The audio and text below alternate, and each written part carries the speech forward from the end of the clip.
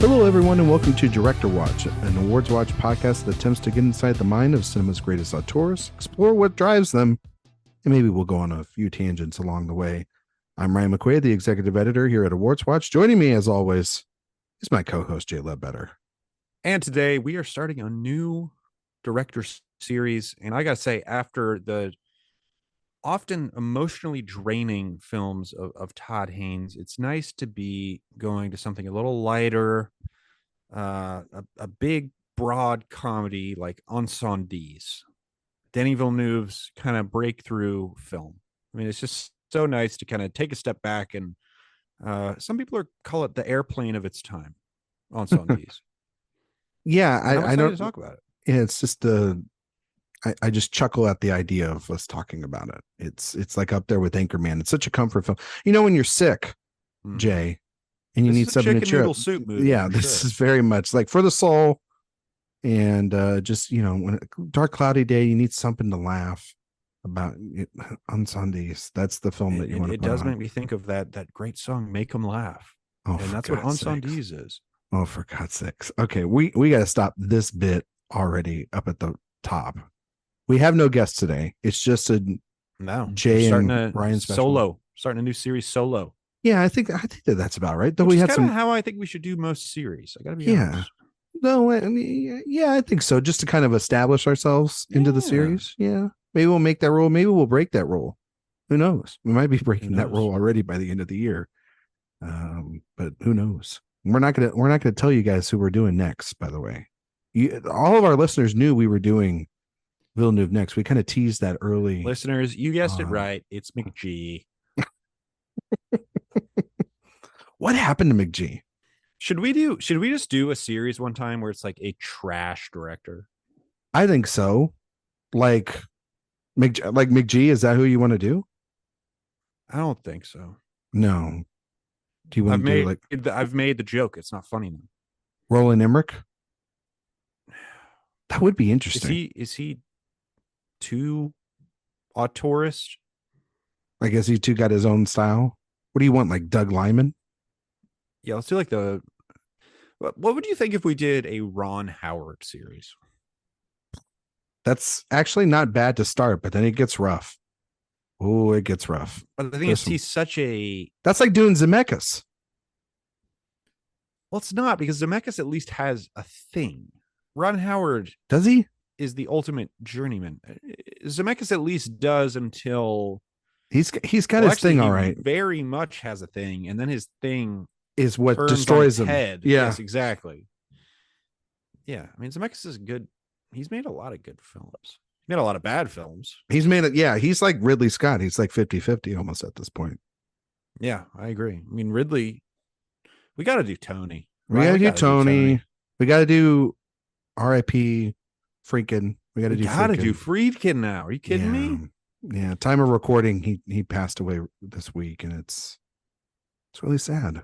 It's really sad. One of the greats, especially when it comes to DVD commentary. My God. I mean, just incredible commentaries. Yeah. Honestly, we don't have enough directors nowadays that are like this. I don't think you can get away with doing that, right? Who is like this now? Tarantino, I guess. I mean, Tarantino started a podcast. But also, there's nothing funny about Tarantino. Like, there's the prickliness of Friedkin is hilarious. Yeah. Tarantino's just annoying. He needs to stop talking. He's annoying in like a kind of endearing way. But yeah, it's like I get what you're saying, dude, but please stop going on every podcast. Like, no, he invites this on more than like Friedkin, who just shows up. Podcast. Yeah. I mean, I don't know. I don't know who it would be. Well, there was that thing, you know, where I think there was that story of Krasinski, who is like, you know, I was talking to Paul Thomas Anderson about how I hated this one movie, and Paul Thomas Anderson told me, you know, never talk about another director, because it's, you know, they're working so hard, or whatever he said. And I don't like that. Talk some shit. I think Zach brought up that story when we did Wonderstruck, and that's where you got that from. So we're just doing callbacks already? Did he? I think so. I don't think so. But it's a great story. And if he did, that was a whole 2 weeks ago, right? Yeah, that's fair. but I remember everything. I remember it like it You do. was You just remember things yesterday. better than I do. Yeah. So anyway, I don't think Villeneuve's that for sure. No, Villeneuve is a little bit of an enigma as far as personality is concerned, and Yeah, I think we'll talk about that. He's a really interesting figure in modern cinema. yeah. We're here to talk about Incendies, like you mentioned. Yeah, Which is the film that put him on the map I would before say so. and then what got the attention of at least the American studios. That's for sure. Yeah, Because then he's he had. We should point out that he made 3 films, 3 feature films before this that we will not be covering, which are I've only seen one of them, and Ryan, I think you've only seen one of them as well. no, yeah. Yeah, I did. Yeah. Yeah, Polytechnique. he made August 32nd on Earth in 1998. He made Maelstrom in 2000, Yeah. which was pretty well received. That was kind of the one that Yeah, they were like, oh, there's something interesting quasi there. broke him Yeah. through. I haven't seen it, and it sounds like Ryan, you haven't either. And then Nope. in 2009, 1 year before this film, he took a long break because I think he wasn't really sure who he was as an artist yet. Yeah. And then almost a decade after Maelstrom, he made Polytechnique, which Mm. Ryan, you have seen, I have seen. What do you think of that movie? Very interesting. Actually, pretty good. I think it's kind of great. Yeah, I think it's pretty good. It's real short. Yeah, Feels epic in scope, in my opinion. it's scary. Very scary. Kind of a cousin to this movie. Kind of goes on like a really like a very serious sort of I will say between stretch. Polytechnique, Incendies, and Prisoners, I don't know how this guy slept at night for. I want to know 5 years. what his wife and kids What was thought in of, this like, at the guy's time. coffee? Yeah. What's going on at the house? I And- won't have what this guy's had Well, Incendies is the last time he wrote a screenplay before he did Dune. before Dune. Yeah. Yeah. So, and not to say that he didn't have it's not like he didn't have a hand probably in the crafting of some of these stories, but And he's got credited. plenty of dark films since then Yeah. as well. He Whew. seems to be kind of drawn to that. Is Denis Villeneuve the least funny major director of the last decade?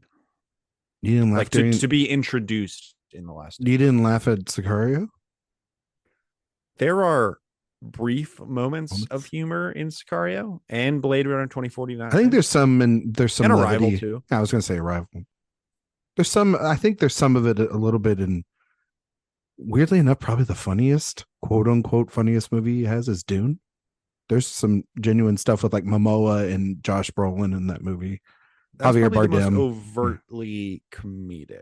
Yeah, but it's not going out of its way. It's just like a little throwaway lines and stuff. Yeah. And delivery of characters and who they are. I think there's some funny stuff in Blade Runner 2049. Oh yeah, for sure. Yeah. Oh yeah. And it's kind of hard not is to when you got a 4. laugh riot. Yeah. I think he's ultra serious. No, for sure. Like he's dealing with a lot of complex, darker themes than a lot of his contemporaries. But weirdly enough, he doesn't seem like a very, at least from what I've seen some DGA conversations and some some conversations, just regular interviews with press junkets and things of that nature. I also read an interview that Eric did up on the website during the Dune era. He doesn't seem like a very self-serious. No, he seems like a very pleasant guy. Seems like very chill, which is interesting that it's kind of like the polar opposite. It feels like I'm not comparing him stylistically or as even as close as being as good as this man, but he reminds me a lot of like how Michael Mann's films are very dark. And yet but Michael Mann is a very serious man. Yes. Well, no, I mean, like I've seen some interviews recently. He seems very open. Villeneuve is a lot looser than but they both are very.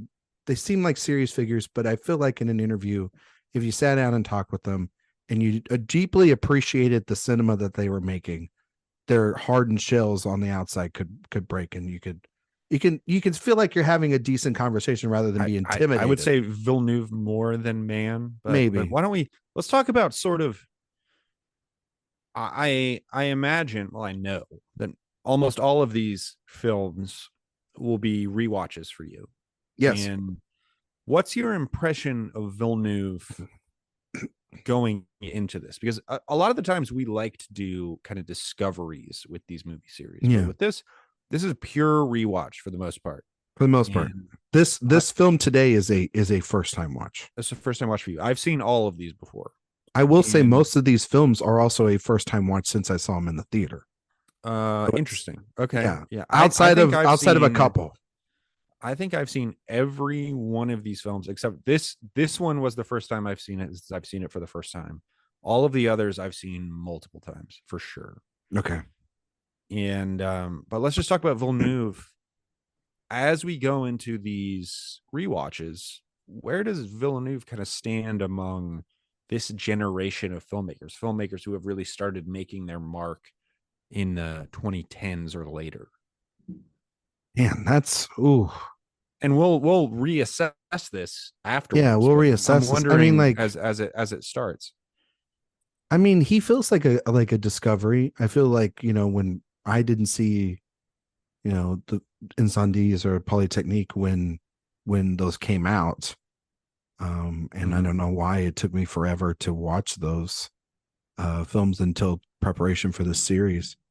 But I remember seeing Prisoners in theaters when it came out, and was it with a packed crowd at like 9:30 at night, and I got out of that movie. And I think when you first see that movie, that is an emotional, just like it hits you so hard. Yeah, you leave it like you just saw Barbie. Yeah. I think it's a little less actually have identical final lines. That yeah. Oh, okay. Now I see what you did there. That's a good joke. Good for you. Thank you. But that almost went over my head.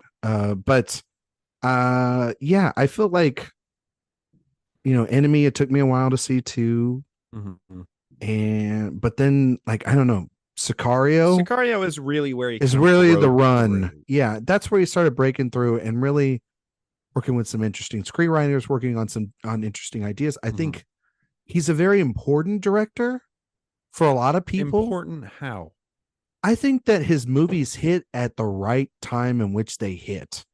Like, for example, and then we'll talk about this when Arrival came out, that movie hit a lot of people, including myself, right at a time when you needed a movie like that. That movie, I believe, came out the week of or the week after a certain president was elected. Yeah. And that was a movie where, like, holy shit, I needed that more than ever. You needed a lifeline from the galaxy. That was a very omniscient film. And then I mean, Blade Runner is 2049. We'll talk about that in a couple weeks. That movie, again, another movie I felt like in that year, I needed it. I needed that movie. And it came and it just kind of hit me like a ton of bricks. Also, skeptical of that movie. Skeptical. Yeah, we'll talk about that plenty when that comes around. Yeah, I was very skeptical when all those come out. And I think also too, it's his movies do have this aesthetic and they look incredible, and there's no denying technically impressive film. But I think over time, some of those latter films for me, they connect more just because of the characters emotionally. They are cold. I mean, I know that they connect with you and a little bit more with me because they're the mostly cold, cynical slices of life for the most part, I think. And that is the question. I mean, so you've kind of thrown these out as things that you like. Would you consider him one of your guys? No, he's not one of my guys, though. Like, I mean, we're coming off of the heels a couple weeks ago where we did the top 5 modern directors, right? Yeah. And he was not on my short list. I had 20 people on there. He was not. Oh, he wasn't even in your top 20. He wasn't in my 20. No, I didn't consider him. Like, I mean, and it's not that I don't, and there are a lot of great directors. There's a chance that changes over the next couple months? I mean, when we say like Dune 2? No, I mean, just as we rewatch these and talk about them. I mean, sure. Maybe he can squeak in at like 20, but there are also directors that just their films. I think their films speak to me more. You loved Dune. I do. I do. I love Dune. I do. And I cannot wait to see the sequel. And I'm not one of these people that have kind of turned on it. It seems like in like a 2 year span, it seems like. I liked it then and I still like it now. But I don't know. He's not a guy I just go and be like, I want to defend him, you know? Interesting. But I don't dislike his movies, Jay. I don't dislike Oh yeah, when yeah, I yeah, yeah. watch them No, and no, definitely. no, no. And I I think it goes down to like I'm going to say something that's going to sound controversial. It's also going to like people that listen to this, they're already going to get mad at me. But like when he got snubbed for Dune, Mhm. right? When he got snubbed for Dune, I don't remember myself being like A, either too surprised or B, too upset about it. And I think Well, if that's he a was, sci-fi, but if it was no, a but like nerdy sci-fi that movie. movie made won a ton of Oscars. So that's like, but what I'm saying is that it didn't move. I didn't get upset like I did when like Paul Thomas Anderson didn't get nominated for screenplay Well, for sure. Phantom Thread or I you mean, you're know you're talking about maybe the director of his generation, yeah I'm but talking about like my guy and then like yeah, you know I was like okay Denis didn't get in but there. but Villeneuve not one of your guys, No, but it does it but he's not one of my guys. but you like But him. I think he's cool. I think like good for you. Like you're carving out your. I think he is following a trajectory that is very similar to somebody else that you've kind of compared him to in the past Yeah, offline. yeah. But I don't think he's. But if we're going to compare them together, one of us is I think clearly even as of right now as we're doing this series, one of them clearly a little bit step ahead in my opinion. But it See, doesn't I'll just go and bring that up right do now. I'm it. not gonna I'm not gonna tease Don't a shy don't shy away. offline conversation. I would say Villeneuve. He's not one of my. It's He interesting is to one of your have. guys. He's been one of I'm your saying guys I'm for a while. saying he's one of my guys. I'm Yeah, I'm he's saying one of he's your one of my guys. guys. It's interesting to have some of these directors who it's almost like you're insecure about loving them so much. And this is the same way I feel about David Fincher, Oh because no. David Fincher is it. If I'm being honest with myself, he's probably one of my 7 favorite directors of all time. Yeah. But it's not a cool thing to say that David Fincher is one of your 7 filmmakers of all time, right? I It I feels like you're.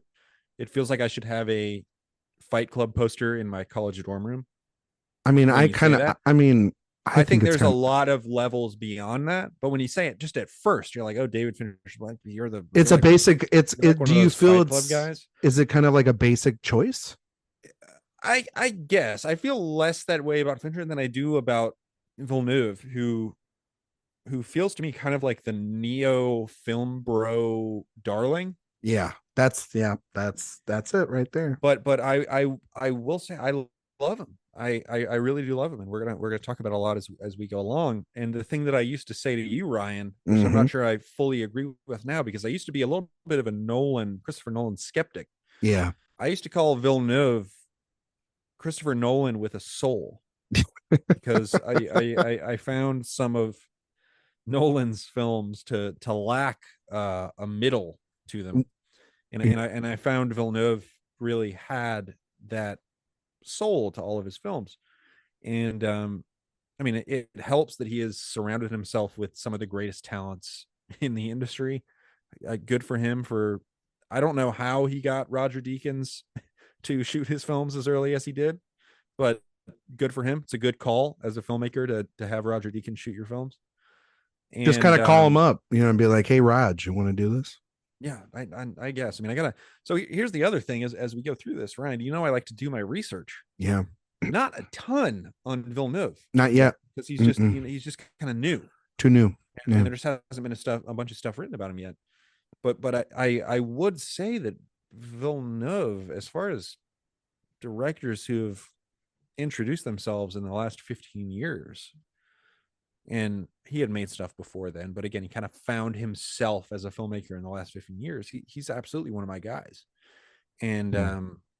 this film that we'll talk about today, I think, to spoil it, is definitively my least favorite film that we'll talk about in this series. That's fair.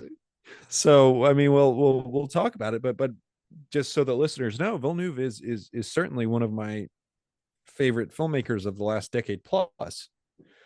So I'm very, very excited to talk about him. And then we got Dune 2 coming up soon. Yeah, I'm excited. I love Denis Villeneuve. Well, and we did debate on whether, because at the time of recording, there's still the WGA and the writer strike going on. Yeah, there was the report that maybe Dune 2 will get pushed. And then it's been a report now that it's not, but then there's been a report that they're going to make the decision within this month. And so we're kind of like, you know what? We have it on the books. We'll do this now. And if it gets delayed, then we'll just do that bonus solo. That episode. Bono. We'll do that Bono. Yeah, we'll do that Bono. Thank you for correcting me. We'll do that next year, I guess, when it comes out, if it comes out next year. If not, then we'll do it. I do want to go back and cover, these films of May, December. It's not a coincidence that we have now covered 2 directors whose next films are scheduled to come out in 2023. See how we did that, folks? Yeah. See, we do it for y'all. But no, I think that, well, one, yes, you were very much like that about Nolan for a while, and then you saw Dunkirk, Tenet, and now Oppenheimer. Again, my lame opinion is that Christopher Nolan's last 3 films are his 3 best films that he's ever made. And you know what, though? I'm going to say this. He might not be wrong, because Oppie's my new number 1 now. And Oppie's my number 1. Oppie is my number 1. Oppie, seen it 3 times. That is one that really feels like the one of any filmmaker's filmography. Mm-hmm. It just feels huge, massive. Well, as a statement and as a technical piece of work. Well, that's the thing. And I mentioned him a little bit, but the way I was describing Villeneuve for you was just that he's doing it kind of the Nolan way. Makes some small films. This movie is very much his Memento. It's the movie that puts him on the map. It's the movie that's small. It's got it even has different timelines going back and forth. Even what did Nolan? Nolan did Memento. He did following Memento, Insomnia, and then he did Batman. Yeah. But this very much is like, do something small, then the studios come find you. This is more like his Insomnia. Yeah, maybe so. But yeah, I guess so. Technique is more of it. I don't know, whatever. No, this one put him on the map for the studios, though. It did. Insomnia is more of the studio work. So then, and we're not trying to compare these 2 guys, but they're very much going on the similar trajectories where now he's very much Warner Brothers guy, right? Yeah, Dune and also he's an intelligent filmmaker who likes to dive into genre cinema, and also is this guy who kind of bridges the gap. He is a couple steps down from Nolan as far as you attach this guy's name to a movie and people will be interested. Nolan is kind of 1A of that at this point. I mean, holy cow, Oppenheimer's made $550 million in 3 weeks. An R-rated half black and white movie about men talking in rooms. That's 3 hours long. Just insane. That's 3 hours long. Yeah. And Villeneuve is sort of going for a similar thing. Yeah. He's just not there yet. No. He might get there though. Well, that's the question. Dune 2 is going to make so much money. Well, this also coming from the man who we were kind of skeptical about Dune. We'll talk about that when we get to that, but we were skeptical about box office, I guess, when that came out. It also came out during a pandemic, but I think you're right. He is definitely Villeneuve. I wouldn't say he is a couple of steps below Nolan in terms of clout. Clout, getting it made. Brand. Brand, exactly. Nolan is a brand. Like you don't have to. He's Spielberg, Scorsese kind of Tarantino. Name. You put his name on there, people go. They flock. They even flock more than anybody right now for a Nolan movie. Yeah. Gerwig and Peele are very much there. and definitely growing now after Barbie. But Villeneuve's getting there, if not already there. I mean, if Dune make two He's in makes the as much top. money, He's in he's the like in the top top 10. 10, 15. Yeah, Yeah. yeah. And I think just because he's in the recognizable names, he then gets that attachment because yes, he makes mostly very male centric films. They're very bleak. Yes. They're very dark. Um, a lot like Nolan, he gets Even called even out. his films that star women, which are Yeah, multiple of them, they still yeah, feel a little male centric and a little or cold, male addressed more at a male audience. idealistic. You know what I mean? Yeah. Yeah. And so I think that he is interesting.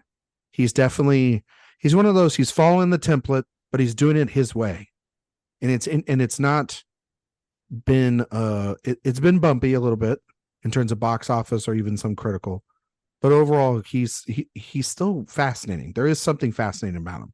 Again, he's not one of my guys, but very much so that for a lot of people, and that's why we're covering him. And I'm really excited to see how the series goes and how it unfolds.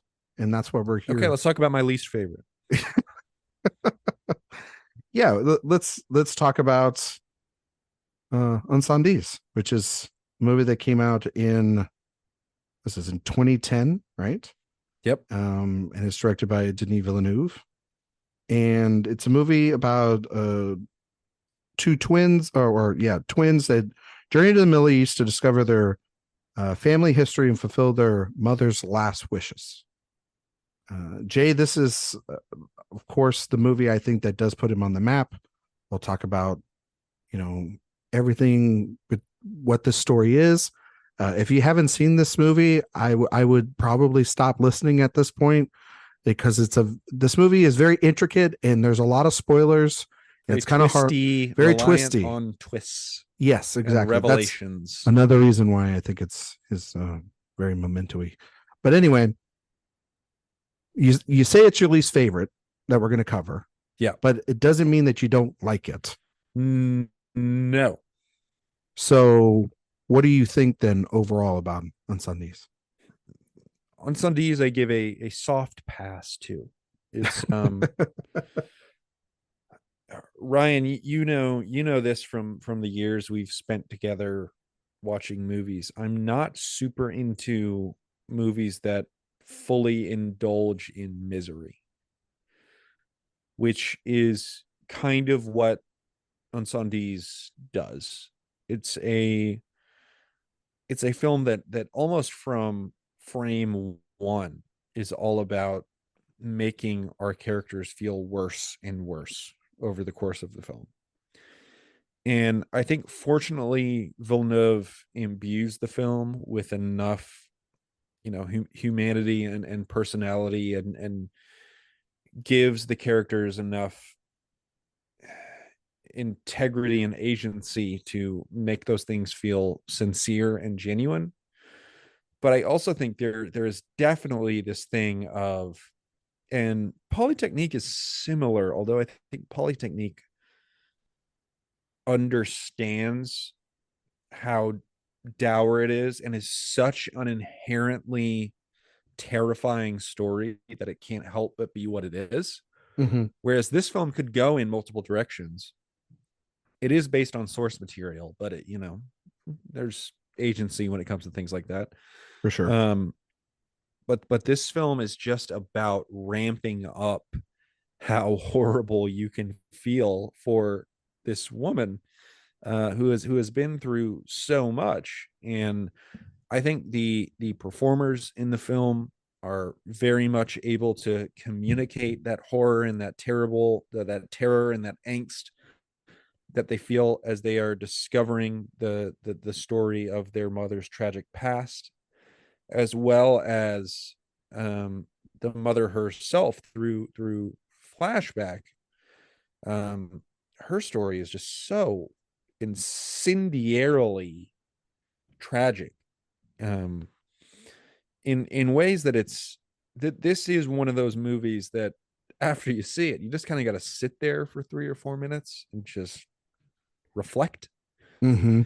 And I'll tell you, in famous J fashion, what movie this reminded me of is reminded me of Old Boy, Yeah. which is a film. You know, Park Chan Wook is a director who is very much tinged in irony and Yeah. almost explicitly trying to Talk about one of my guys. challenge the audience Yeah. and almost, you know, antagonize the audience. A lot of his Yeah. movies are kind of antagonistic. This movie is not antagonistic. This is a No. movie that is trying to play everything very straight, and it has revelations that are very on the surface similar to those of Old Boy. Hmm. And when you watch Old Boy, that's one of those films that you you know, I mean, I watched that film in high school, and it was just like, um why isn't this guy in jail? You're talking about Park? Yes. Yeah. And It's that movie is, I think everyone, at least I know, saw it like yourself at a very young age when we probably shouldn't have watched that movie. yeah, And it's super stylized and everything, but then there's narrative reveals that are just, it's like, whoa, this movie's badass. And then it's like, oh, this movie is going to destroy humanity. yeah, it's also like, should I be It's a great movie. it's one of those To movies that be you sit there and you clear. go, should I be watching this? And Yeah. should I be Should this enjoying be it? allowed to be consumed by the public? Yeah. Yeah. And it This, rules, by the way. It rules. it does, it rules. Still. And this movie has revelations very similar to those, but it's played very straight. Yes. And because of that, I don't think it fully coalesces into a story that it's so heightened, Yeah, that I don't know if it really hits that level of empathy that it is striving for, because it's just so. And I understand the desire to be like, there you can certainly tell yourself this story is just telling the most extreme version of a story like this in human history, which is like, you know, okay, I can suspend my disbelief to a certain extent. But when it's trying to be this, wearing its heart on its sleeve in the way that this movie does, it does the hell of a kind of heart on a cave in on sleeve. itself to a certain extent. And I'll say this as well. Sometimes it's kind of embarrassing to be a Radiohead fan, because people use Radiohead the way this movie does. And Villeneuve, by the way, was like 43 when he made this movie. And he was still just like this obsessed with Radiohead. You know what? I'm going to say that. You know what? I think love Radiohead. They might be my favorite band. Yeah, they are like in my top 5 bands of all time.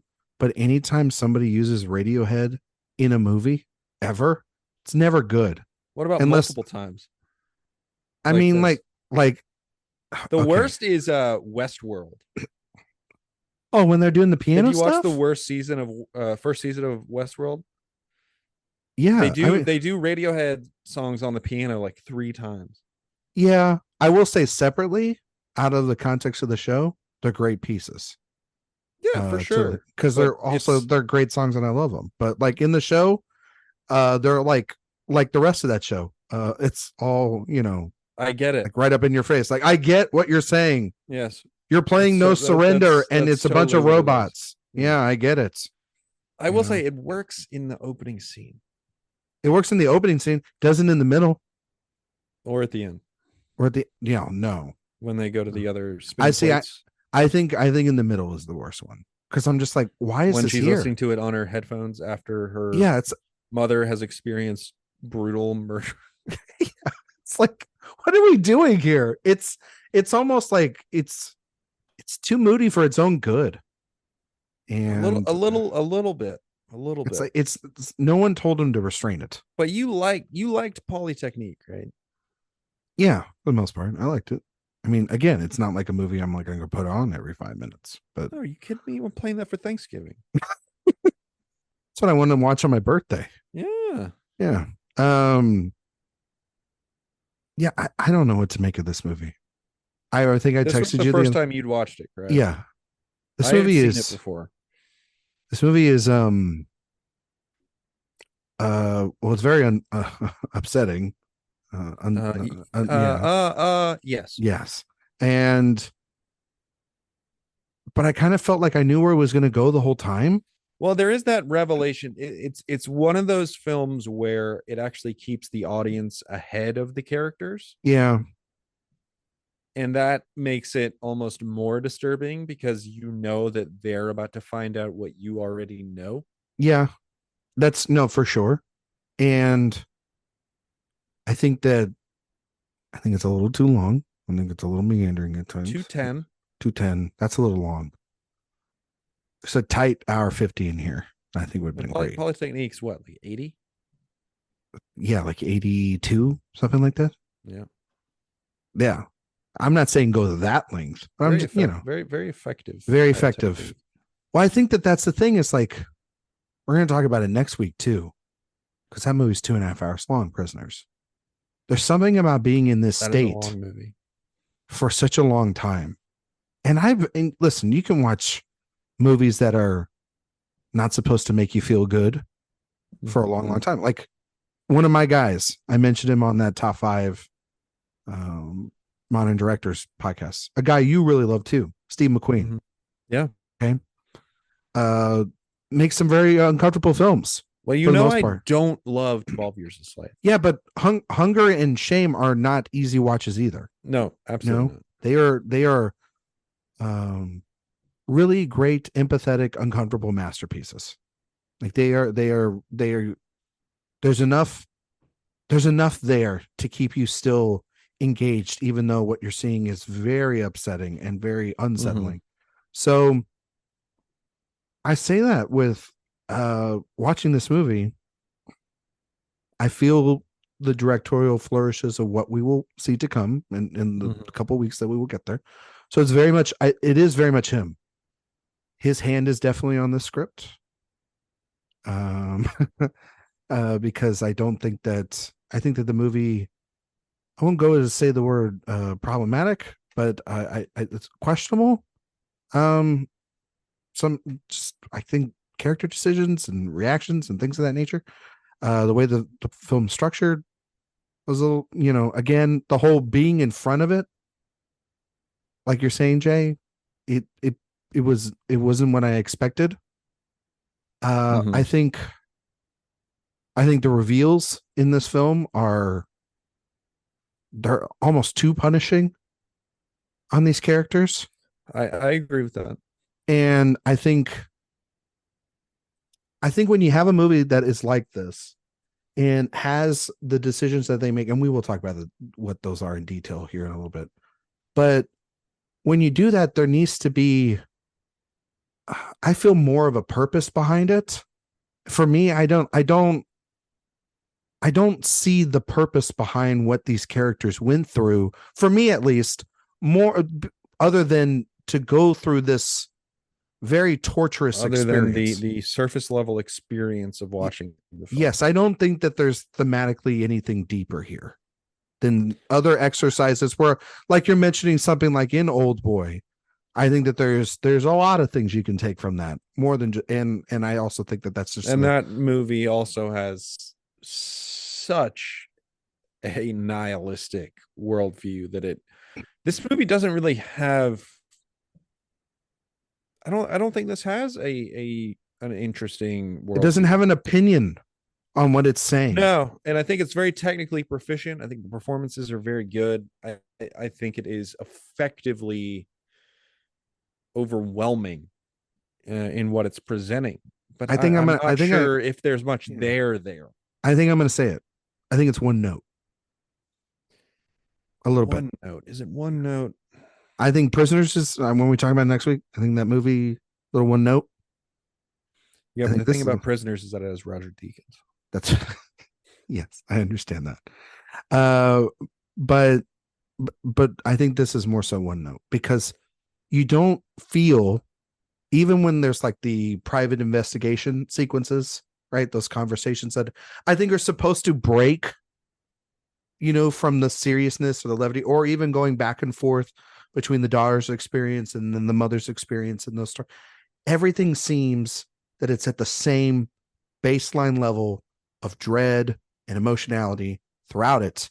You never get a sense of, I mean, levity for sure, but any sense of, you almost feel like she's punishing her kids for what happened here. That was my biggest question: is why is she going on this journey? This? Okay, why from the grave would she want her kids to know this information? What mad person thinks that this is a lesson? This would, I mean, I wouldn't want to, because ultimately the movie feels like it's trying to send a lesson. Because okay, so we can spoil it. Let's just spoil it now. For spoilers for Incendies, a movie that's 13 years old now. So essentially the kids, the twins, find out that their mother was imprisoned for being a radical against murdering a Christian nationalist. Yes, who she was supposed to be on the side of. Yes. But I think it was because like she thought the orphanage that her son that was in when she gave him up when she was pregnant, she thought that they destroyed it. And so she has the revenge angle, which I find to be very interesting. I think her story is fascinating throughout this entire throughout that sequence of the film, right?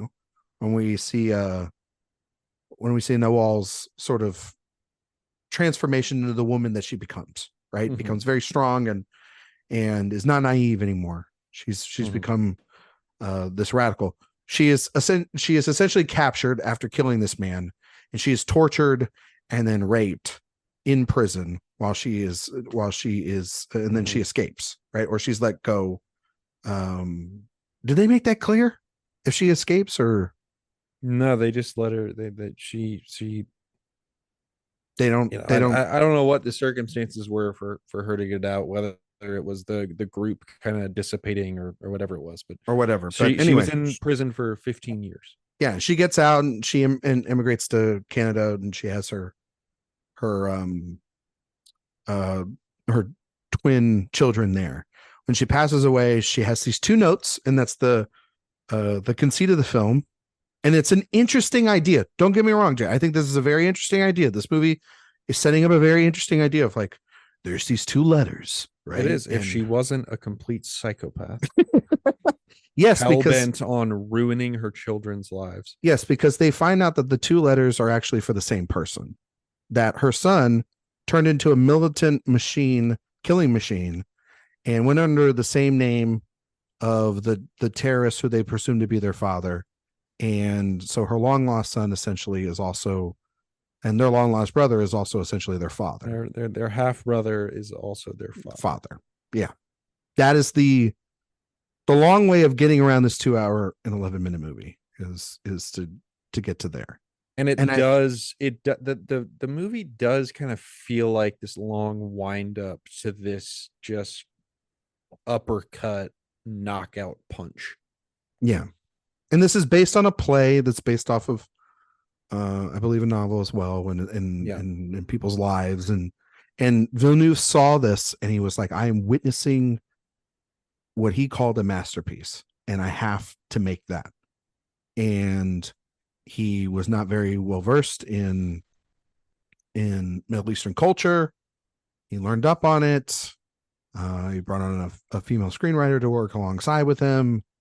And I think it feels culturally sensitive. I will say that. No. I don't think that it's an insensitive movie when it comes to, which it easily could be, and there were plenty very of much movies so because made around this time that were. Yes, and it very much also it doesn't have an American, but it does. It does, but it establishes both a Muslim militia and a Christian militia, and it's not mm-hmm. afraid to make the Christian Western ideological and it's talking about militia the bad guy, and it's which I thought was during the Lebanese civil war in 75 to 90. But also it goes back to modern day. It creates fake cities. Yes, so it's a work of fiction, yet it's doing it. It's historical fiction, right? Where it's created in these times, but it's historical places are different and people's names are changed, and and whatnot. But yet, it aesthetically it gets everything correct, right? At least the feeling It's and the certainly, sense of danger of what was not going so on. loosely based on real world events. Yes. Um, but I think when the reveals happened, to me, they just hit with a thud. And there's the scene on the bed when Simon goes to tell his sister, or she comes into the room, I guess, right? And When he first comes over. yeah, when she comes back after he's met with the what is that, the Oh, general, yeah. right? Yeah, And he's like, does 1 + 1 equal 2? And that whole thing, I'm like, I'm sorry, I rolled big times. That one dialogue plus is one equals one. 1 + 1 = 1, and that's how she figures it out. It's poor writing, I in should my have said opinion. 2 + 2 = 5 for Radiohead. And then they play the song right into it, and Yeah. you would have, and then I would have just turned off the film. Oh no. Oh no. Oh, no. Okay, sorry, listeners. Don't. We already did Bob Dylan in the last series. We don't need to do Radiohead. What's your favorite Radiohead song? My favorite Radiohead song? Yeah. Probably. Um. Well, my favorite album is In In Rainbows. Rainbows. I think that's Yeah, mine as well. I think that fits for our age. our age. But I mean, I love. Well, it's fake plastic trees Mine from is the Bends. Reckoner from In Rainbows. That's a great song. Yeah. It's also not the song you would think of when on that. I like Jigsaw Falling Into Place. That's Yeah. my favorite song off the album. Yeah. Everybody should go listen to Radiohead. They'll put you actually technically in the same mood as this movie, to be fair. I will say that. As long as you listen to their most dour songs. Also, off of In Rainbows, I love Videotape. Love that Oh song. yeah. It's a good way to end an album, right? When I'm at the No, pearly gates, no, we're not doing you singing. this will be on my videotape. My videotape. All right. Are you This done? is how Oh you my say goodbye. Get back to the film. Get back to the film. Yeah, it's a bummer. Well, do you But do you you don't. ag- But you don't really. You don't feel that much watching this film. No. I mean, well, yeah, that's the thing is this movie is supposed to make you feel like emotional about what happens here Yeah. with this mother So what do you and think? Do you the think it son. feels And exploitative or cheap? no, I don't think it's exploitative. I don't think it's cheap. I just think it's half baked. That's the best way to say it. It's half baked. Interesting. It's not fully fledged to the point in which you can get these characters to the emotional arcs you need them to get to. Or so they have that scene on the bed, right? Jay, at the end of this movie, they have the scene on the bed where the sister figures out what the brothers figured out, that their half brother is their father. The next scene is them literally leaving the letters, him finding out the letters. And then the movie ends with them getting a letter from their mom to be like, well, you should forgive him. And then the movie ends with him and like her half son and father of her children at his grave. And you're like, what the hell did I just learn? It leaves you in a sense of disbelief almost by the end. Well, it is. Yeah, like, I mean, it is. It is literally cut like that. There's no way around it. It is cut like that. But then there's also these moments of, I mean, 3 small children get brutally murdered. Yeah. And it does bring up this question of, is that an effective piece of storytelling, or is that a shortcut to try and make people feel something? And I would say it's kind of 50-50. You know what it reminds me of? This film. It reminds me of when you had your criticisms when we talked about, I think it was 2 years ago, of Quabata Saida. Yes, this I certainly did think about that film while watching this. This has, because I think that movie is better than this. I think that movie gets there emotionally, and you I connect think more with those this movie characters. is that movie is probably better than this. Yeah. It suffers from similar issues that I have. Yeah. I feel like you are more prone to like a movie like this that is completely miserable, which is which is What funny does that because say about my I am life? well it's funny because I am more prone to like a movie that is utterly cynical. Yeah, and those that would kind of feel like that's what a movie like this leans to, right? But there is a difference between, is this movie nihilistic? Well, it's the thing is it's different between cynical and hopeless, right? Because even in cynicism, there is a tinge of there's truth. And in that truth of showing the cynicism, you then, and I always tell you this, through cynicism becomes hope and optimism. So there's a balance that goes through it. Dark Waters, is that a hopeful movie? I mean, I know they have Yes, the ending. I mean, yes, it is cynical, right? Yes, but in being cynical, you have to show the truth. It is and a the cynical only way, movie about the only one way for man trying to do good. Yes, and the only way to get any sense of hope is to show the goddamn truth. God, that movie's so good. But do you know what I'm trying to say? Like, no, I mean, I'm trying to describe, because I am and this is just kind of a fundamental difference between the movies that I like or the movies that I'm most drawn to and the movies that you're most drawn to, is I really love a venomous movie. But this movie isn't venomous. This movie is a poison pill. And it, Dark Waters is a film about the dark underbelly of society, but this movie is just about how miserable you can make the audience feel.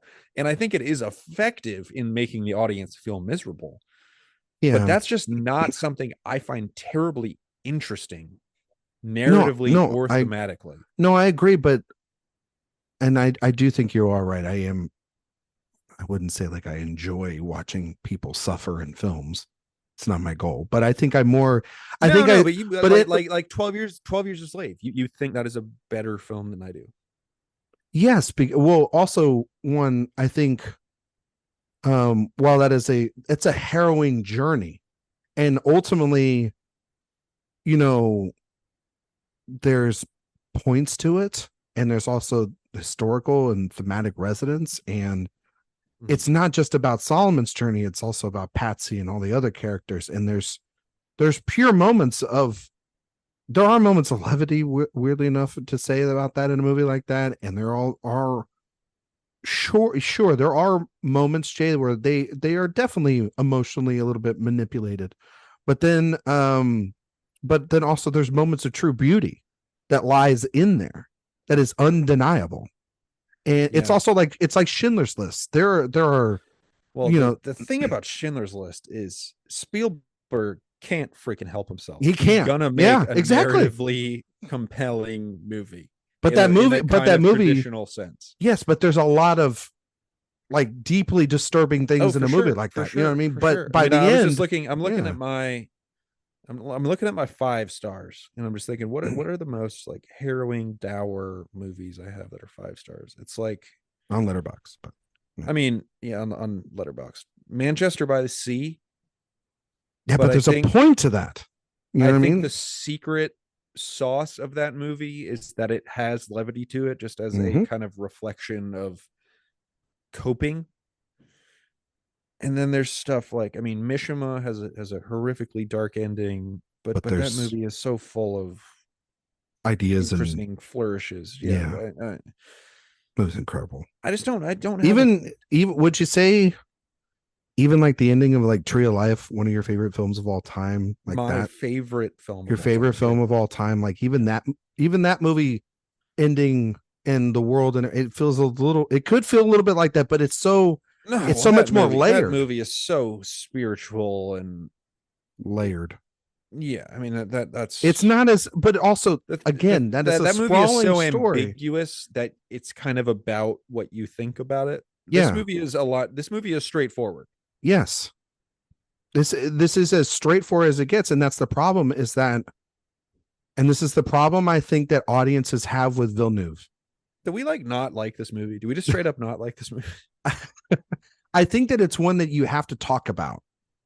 You have to talk about it, and it's But I going to feel lean. like we have said very little positive things about this. No, movie. but I think, but you have to look at it like this is like a 3-star movie, 2.5 maybe. I'm at 3. You're I'm at 3. But, and I think it's okay to talk about this because I think that, and one, I think his movies do get better, but this is where I think people that are put off by Villeneuve can look to is a movie like this being thematically cold and narratively cold. Yeah. And within that coldness, do you find something? Because her story, Noel's story is, that is a very like that is my favorite part of the film, is when we get out of with the kids and the flashback stuff. I mean, you and go to that scene where they're in the van and they it's get thrilling, eviscerated. It's both thrilling and harrowing and horrifying.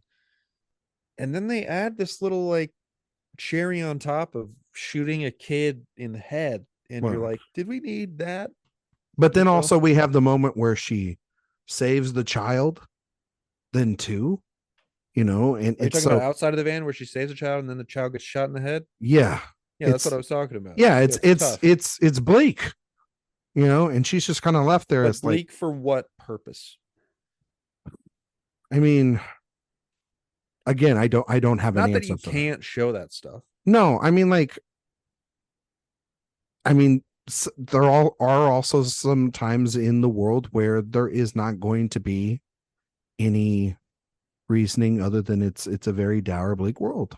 And I think that her soul is, I think that's a boring thing to think about. I understand that, but that's also that maybe that is just our ignorance, and that is somehow the world is. The world can be a very cold place at times as well too. So it can be, but that's just very, like you said, one note. I know. I mean, you're making me defend the damn film, and but I think her story and I think her purpose for turning and essentially turning into a spy, right? And and getting herself into the twist of her, committing a political assassination. Fascinating. Is an interesting one. It really is, and I'm telling you, I think especially against her own group that she had originally aligned with. Yeah, just kind of the revelation that everybody's corrupt, but that just again kind of leads into this thing of everything's bad, it's all bad, and I don't know how valuable that is. How do you think the film looks great. You're a big guy on aesthetics. I'm a huge, I really emphasize visuals, because if you're not going to emphasize visuals while you're watching a movie, just go read a book. I mean, we've had this argument many times before. I guess I push story and everything, but also, yes, you're in the visual, but you're in the visual medium. I am. You're more the visual media. I value visuals more than you do. Not that you don't value visuals, but I mean, you look at a movie that we've talked about in the past. What's the Verbinski? A Cure for Wellness. A Cure for Wellness. Yeah. This is a classic. This is a classic thing that we've talked about online, where that movie of the Exhibit A films, of kind of what I value in a movie and what you value in a movie, where I'm like, that movie looks so incredible and is so compelling from an aesthetic perspective that I really value it. And you're and I'm like, yeah, but it's gibberish. It is, because you put it on mute, it's a beautiful, when you walk into a doctor's office and they've just got screensavers, floating on a monitor rather than a television show or something. Yeah, that is what A Cure for Wellness is. No, because if you mute that movie, how dare you? If you mute that movie, it's great. If you then let them open their mouth, it's got such a tonal specificity that I think I value it more than you do. Talk about a as well as the wild, aesthetics. wild twist in that movie I too. still kind of hate the ending of that movie. Yeah, but that movie's ending sucks. It's like, really, lizard people? yeah, little ancient vampires or whatever. Zombies. Yeah, what's that? Jason Isaacs, right? Yeah, Who's the lead? The female lead? Is that Mia Goth? Mia Goth. Yeah, Yeah. And then Dane DeHaan. And now, yeah, Mr. Mr. Nichols, Oppenheimer's greatest villain. Yeah. A guy with glasses and clearance to ruin his life. It's weird. In Incendies, we can't really go on our tangents because we don't really know anything about these performers. No, but it's not even that. It's like, to go on tangents off of this, it's kind of hard because of the fact that it's a movie. It's a tangent kind of film because you go down a rabbit hole with this. It's a very dark rabbit hole, I think, for a movie to go down. I'm just wondering, what's a miserable movie that you consider a masterpiece? Mm-hmm. Are there any? I mean, I'm putting you on the spot a little bit here, but yeah, thanks for putting me on the spot. I have very kind of darkly cynical movies that I consider masterpieces, but they're not. Like Sam Peckinpah, who bring me the head of Alfredo Garcia and Straw Dogs, both I think are kind of like this, but they're pitched at such a different tone than this movie is, where it does have Peckinpah always kind of has this sense of self-awareness, and it knows that he is provoking the audience in the same way that Park does with something like Old Boy. That I don't really think it plays this way. I mean, Paths of Glory is this really bleak, dire film, but it has such an underlying sense of humanity, which is that one thing that Kubrick's greatest criticism for most people is that he's cold and inhumane. Whereas I think Paths of Glory has one of the most humane endings of any movie ever made. So it kind of separates itself from that perspective. I don't think I have a movie that kind of operates like this movie does. Are you talking about from just the level of the movie is so bleak that you can't like kind of give me a criteria so I can look, because I'm looking on my letterbox and I'm like a movie that I guess you could kind of consider to be utterly bleak is First Reformed, which is but I love which was like my second favorite movie of the 2010s. Does like Children of Men count? That movie's like kind of bleak, because that's a movie about striving, hope, right? Striving for something better. Yeah, I think they get that by the end. I don't know. I don't think you put me up on the spot here, and I'm looking through my movies, and I'm like, I'm just looking at my 5 stars. I'm looking at my 5 stars. I'm not seeing anything. I mean, like maybe the darkest 5-star has 7, which is, I was gonna say 7 Zodiac, but even then but 7 is all about, like, I mean, there's that wonderful line at the end where he's like, what's the Morgan Freeman line where he's like, I've been told the world is a great place with people worth saving. Yeah. And he's like, I agree with the second part or whatever. Yeah. Whatever. It's right. It's like the last. I totally butchered that line, but you get an Oscar for it. But it is this Fincher to me, again, just has this underlying sense of going beyond that darkness that he's so interested in, and also this kind of biting, this sharp wit to him, which this movie has none of. Paddington 2, right? Obviously. Yeah, Paddington 2. What a bleak movie that is. No, I don't have anything. It's just interesting to have a film. It's an interesting this dour without having any sort of twist to its darkness. I think it is the definition of great gowns, beautiful gowns. Like, the movie looks great. Performances aren't bad. There's not a bad performance in here, right? No, there's not. I don't think I like this movie, Ryan. You did say it would be our least favorite, so you're really just giving the the audience when we went, but it's okay. We were very positive. Well, I thought it the was last series. coming in. I was like, this is my least favorite, but I still kind of like it. I don't think I like it. But I think Gotta be that's okay. honest. But I think that's okay. No, I think it's that's totally okay. fine. But Yeah, I'm kind of bummed out that I now have a Villeneuve film that I straight up don't like. Well, I now don't like you this can movie. now you can feel bummed out just like the rest of us felt when we were watching the damn thing. Yeah, because it's not.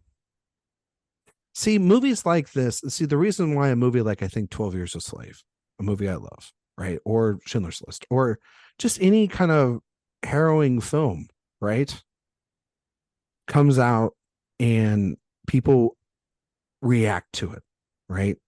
Immigrant stories, whatever, right? Twisty thrillers like this. It's got all the makings of a movie that should really work, right? It's got a thriller. It's got some historical stuff attached to it. It's got this interesting family dynamic, all these different things. But I do think that it's one, weak screenwriting. It doesn't know what it wants to be. I don't disagree with that. And so it's committed to one it's throwing so note. much at the wall, right? It's not like Old Boy, where like that movie has so many things it's throwing, but it's landing a lot of it, if not all of it. And that movie is just so yeah. We'll have to do.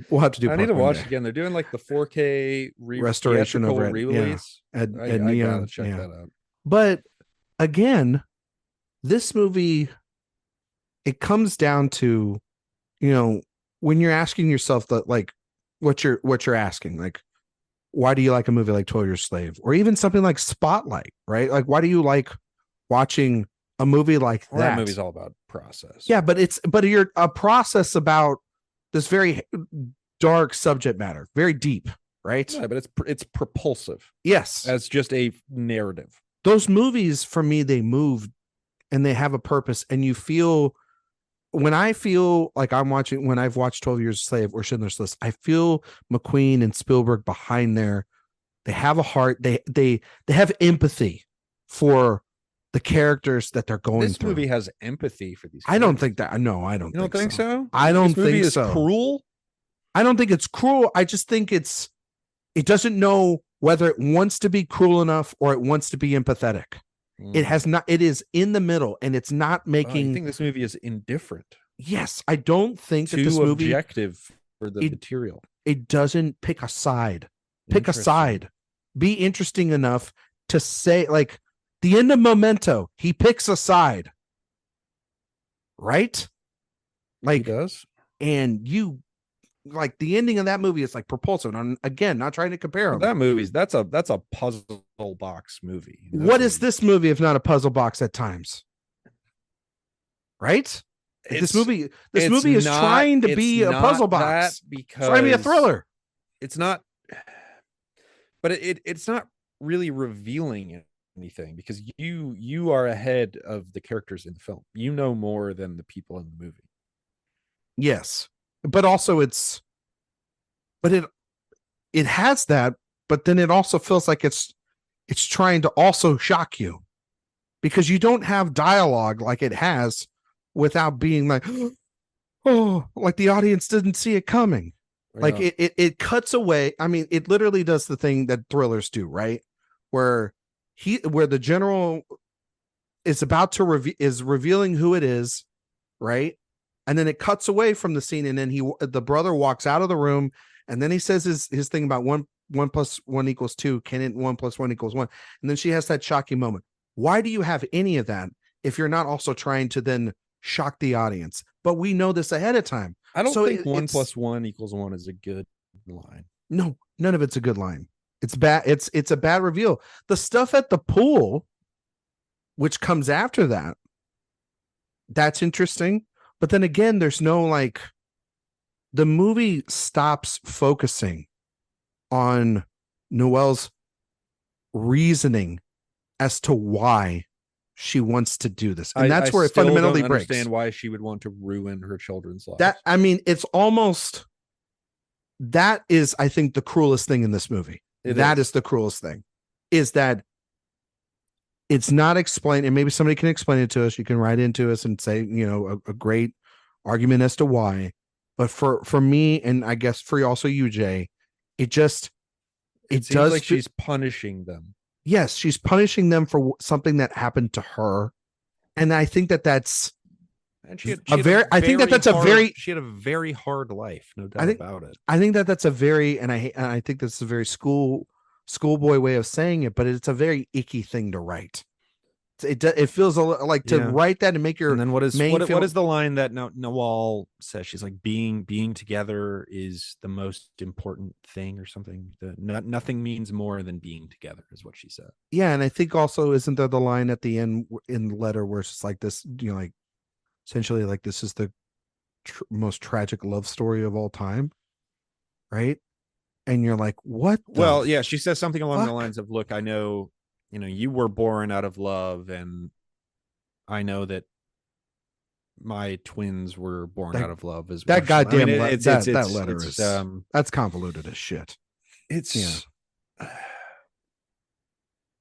don't think it works. No, it doesn't. Like this movie. I don't like it. Falls apart at the end. That's what I can say. Movie. I think it's an interesting setup. You got a good first hour here, and then I think once she gets locked up, this movie starts falling apart. When it starts focusing in on the kids, trying to investigate it, and from a character perspective for her, I think it's very compelling when you just look at her being imprisoned and her ability to sustain by being, the woman who sings. And I think that's very interesting from in a similar way that A Hidden Life is interesting, for example. Yeah. But it turns itself into this story about twists and revelations that are just trying to one up themselves as far as being disturbing and twisted. Yeah. Without leaning into the provocation of it all. It plays its hand too straight for it to really work on the level of pulpy storytelling that the story really is. That's what the narrative is it's pretty pulpy. Yeah. I do think though it has no interest in being pulpy as a film. I do think Lubna Azbal's performance as very good. Noel is very good. It's a very good performance. It's not she's giving everything she can. Her aging works. Yeah, I will say the makeup to age her is pretty good. And I think again, I just focused on just her story. If you take I think the kid stuff just doesn't work for me. When they, when it's like trying to do this parallel, it's trying to do that thing in movies where you're trying to connect the past and the present and all this other. It's like you're doing too much. You're doing too much. Sounds like you're talking about Wonderstruck, right? Yeah, but that movie connects. Which is what doesn't work about that movie. But it connects. It makes better sense. Than this. It's better than this movie. Way better than this. Oh yeah, and also that movie has empathy for its characters. It does, for sure. Yeah, and this almost doesn't. Too much. It's almost too sentimental, but yeah. I think you think that it's kind of that is kind of the exact mirror of this movie. Yeah. Weirdly. Yeah. You got anything else to say? Just say something nice. Say something nice. There is a lot to admire about this movie. It's a gorgeous looking film. Villeneuve is one of the great visual stylists of his generation. And I think this is certainly an example of that. And again, you Andre Turpin out. Yeah.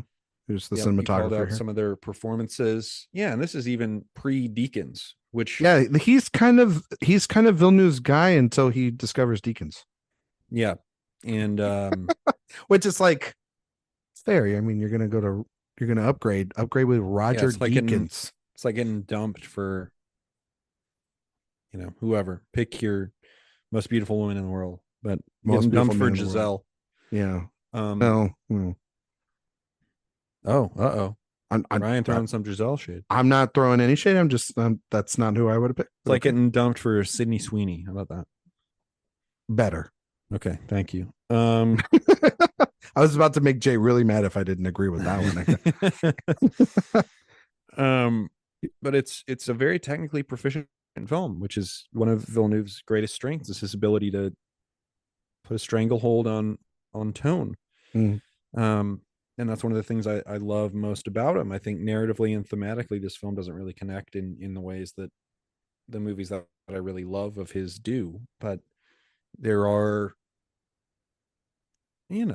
little sprinkles of what is to come. I think Polytechnique is a far superior film to this. Yep. His film before this, but there are. It's a movie to admire in some ways and ridicule in others, is what it is. And I like it less than I did an hour ago. I'm sorry. I will say that. Didn't mean to do that to you. No, it's good to come to those. That's the value of Well, these conversations. A that's lot of the times I've liked them more. I mean, more often than not, I end up liking them more than I did when we started talking about them. But yeah. in this case, I'm poking holes. I'm poking Yeah. holes, Ryan. I think that's always the best when we have conversations here. Our Yep. listeners are going to find that out as man, we really work these things out together. I think I think the movie's really well shot. I think the performances are really good. Good score for the most part. Again, though, just it's not even just Denis. I'm just gonna say it. There are certain artists you just put to the side, you don't touch. Evidently, Prince does not want his music put in movies and his likeness and whatnot. Let's do that with Radiohead. Unless they're creating something for your movie. Like Radiohead when like Tom York did Suspiria stuff. Totally fine. Yeah. Johnny Greenwood does Johnny Greenwood all sorts of stuff. doing his stuff. I'm sure there's great examples of Radiohead scores that I'm just not remembering right now. But you mean like needle drops of Radiohead? Yeah, I'm gonna look it up. Well, I don't. Yeah, you keep going.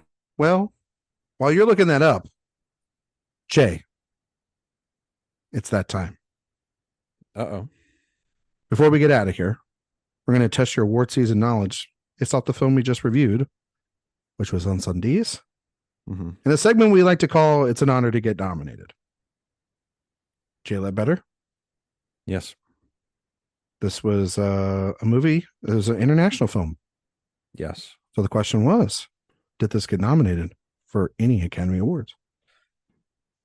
I believe this was nominated for, I guess at this time, was it called foreign film? Yeah, it was Best Foreign Language Film. I believe it was nominated for that, but it did not win. Correct. Can you name the country that submitted it? Canada, right? That's correct. Yeah, no, that's correct. Well, sometimes films have multiple vyers for it. You know what I mean? They have multiple people that are vying to. That's true. There are some where it's like, oh, Coretta got nominated for Germany. Yeah. Which is not a specific instance, but weird stuff like that, hypothetically. Do you know what won the Oscar, though? Oh, my God. 2010? Yeah. Oh. Is it a big one? No. Oh, then no, I do not. I'm just kind of curious if you've seen this film or not. It's from Denmark. It's called In a Better World. No, have not seen. Would you like to know who else was nominated in the category? Sure. Algeria had a film called Outside the Law. Obviously. Incendies from Denis Villeneuve. Mm-hmm. There was this film made, it was the Greek submission. It was from a man called Yorgos Lanthimos. Interesting. Dogtooth. I actually have never seen Dogtooth. Interesting. Well, you're not. You're not a Lanthimos guy. Yeah, at all. And then from Mexico, from Alejandro Gonzalez Iñárritu was Beautiful, which also got nominated for Best Actor for Javier Bardem. So I've heard of him. He plays a mean Desi Arnaz. He had already won an Oscar at that point. Yes, he had. Yes, he did. For No Country for Old Men. I assume, based off of our glowing conversation, you would not nominate Incendies in any other category. BC. I don't think so. Wouldn't Not even, that there's not some technically impressive stuff, but I don't think I would. no, based off the films this year, I wouldn't. I wouldn't even throw it in the. I mean, I'd throw it in like a maybe like a bake off or like makeup because the makeup category Sure. sucks. The What was makeup, 2010? the way back, which is the Peter Weir film. Oh, I just want to know like what in general. Oh, did you? Kind of Oh, year what was that? won Best Picture? I'm just looking at kind of what movies came out that year. Well, that was the year the King's Speech won. That was Social Network year. Social Network. Yeah, Black Swan, Fighter, Inception, Kids Are All Right. 127 Hours, Social Network, like you mentioned, Toy Story 3, True Grit, and Winter's Bone. That was your 10. That's the first year of 10. Yeah, I mean, I wouldn't put that in my top 40 of the year. You would not. No. No, I wouldn't either. But I would, if we're gonna do makeup, I would maybe put it in makeup. The Way Back's in makeup. Barney's version, do you know what that is? Barely. It's the Paul Giamatti film. Yes. With Rosamund Pike, Minnie Driver, and Dustin Hoffman. The winner was this was for makeup. Yeah, those were the nominees. The winner of that makeup category was The Wolfman. What about like Black Swan? That was not nominated for makeup. Or Winter's Bone. Who was the Wolfman, Jay? Benicio del Toro. Is he one of the coolest guys on the planet? It's a good question. Probably. We're going to talk about him in a couple weeks. MacGruber should have been nominated for best makeup. We are total. I understand that reference, and I wouldn't be opposed to it. MacGruber's a masterpiece. I love that movie. All right. Well, if you're not going to nominate it in any other category. Wow, what a bummer of a start. Do you want to tell everyone, Jay, where they can find you on the internet?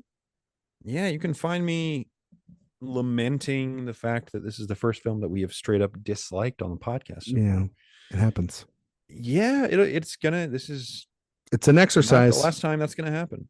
No, but it's not a fun movie to dunk on though. It's not a is the bummer. I wouldn't call it terrible. It's not my cup of tea, and if you want to watch it, watch it, but it's okay, thank you.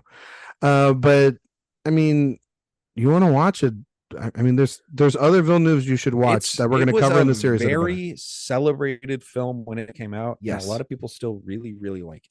Imagine seeing this at a festival, because I think it was at a couple festivals. Like, wasn't it a Cannes or Venice or something? I think it was at Venice and then Telluride. Yeah, it went around, which is not surprising. Movies like this usually make the rounds. But I can see an audience watching this and just getting sucked into it. I mean, it is that classic foreign film of, how miserable can you make an audience? Oh, you're going to win an Oscar. Or at least get nominated. Yeah. Yeah. But it's, I don't know. You can find me. You sound so sad. On Twitter. I'm sorry. I like Villeneuve a lot. And I'm very excited to move forward past this one, because I now straight up do not like this movie. But you can find me on Twitter at Mr. J Ledbetter. You can find me on Letterboxd. Just search J Ledbetter. Find all my works at awardswatch.com and the AwardsWatch podcast feed. Yeah, there you go. I feel like I sucked Jay's soul out with this episode. I'm sorry. I'm down. I gotta be honest. I'm hurting. Maybe I have to put some Radiohead on. Yeah, that'll cheer me up. That'll cheer you. I mean, honestly, they're your favorite band. They should cheer you up a little bit. Yeah, I love them. They do have some really great songs. I feel like a freaking dork for liking them after this movie. Do you want to sing anything real quick?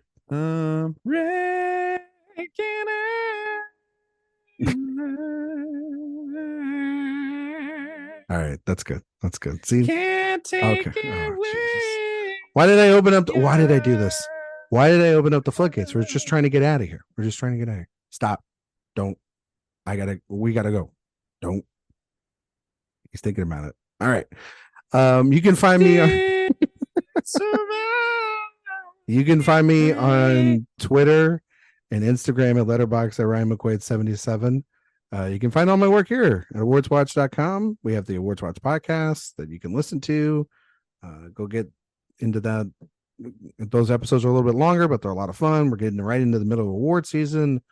By the time this comes out, you'll be hearing a bunch of award conversations that we'll be having with the whole team. Also, while you're over on the website, go sign up for the newsletter. While you're also listening to your podcast, go ahead and give us a 5-star review on Spotify or iTunes. Really appreciate that. If you like Incendies more than us, I apologize, but it's just not our cup of tea. But like I said earlier, but you know what, everybody, if it's like my friend Jay Ledbetter has always told me, if we all liked every movie, what a dull place that would be. Right, Absolutely. Jay? So next week, we will be back talking about Prisoners. And we're going to have, and Eric's going to be back. We're going to pick up we're going to lighten up a little bit. Yeah, we're going to lighten up with a 2.5-hour film about 2 girls getting kidnapped. Child kidnapping. Yeah, exactly. With Hugh Jackman and Eric Anderson's man, Jake Gyllenhaal. So plenty of Jackman? I think plenty of tangents we could go on with that. Oh yeah, episode. So, and we're gonna have Eric talk a lot of ambulance. I don't think Eric wouldn't mind that. So, thank you all so much for listening, and we will see you all next time.